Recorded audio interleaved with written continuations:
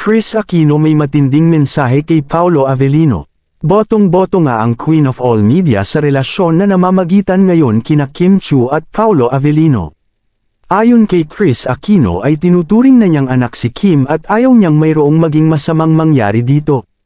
Paalala pa nito, "Take care of Kimmy because para ko na siyang kapatid." Si Kris Aquino at Kim Chiu ay mayroong malalim na pagkakaibigan na nag-ugat mula sa kanilang mga proyekto at pagsasamahan sa industriya ng showbiz sa Pilipinas.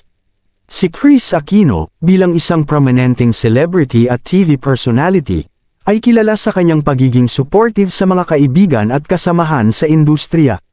Si Kim Chiu, na isa ring kilalang aktres, ay nagkaroon ng mga pagkakataon na makatrabaho si Kris sa iba't ibang proyekto. Ang kanilang pagkakaibigan ay malalim dahil sa pagkakakilala at pagtutulungan nila sa mga proyekto, pati na rin sa personal na buhay. Maaaring pinahahalagahan ni Kris ang kanyang pagkakaibigan kay Kim dahil sa mga shared experiences nila at sa pagiging tapat at mabuting tao ni Kim. Ang ganitong uri ng suporta at pagkakaibigan ay madalas na nagiging mahalaga sa mga tao sa industriya ng showbiz, kaya't natural na mahalin at pahalagahan ni Kris ang kanyang relasyon kay Kim Chiu. Batid din ni Paolo Avellino na mahal nina Josh at Bimbi ang kanilang ate Kimmy kaya gusto nilang maayos ang maging karelasyon nito. Kilala si Kim Chiu sa kanyang pagiging malambing at maamo.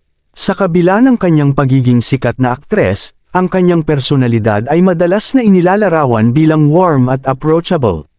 Samantala, kung magpapakasal daw si Kim Chiu ay todo support si Kris Aquino at personal itong dadalo sa event. Kahit na may dinadamdam na sakit ay sobrang supportive pa rin ang Queen of All Media sa dalaga. Thankful naman si Kimmy sa gesture na ito ni Kris Aquino.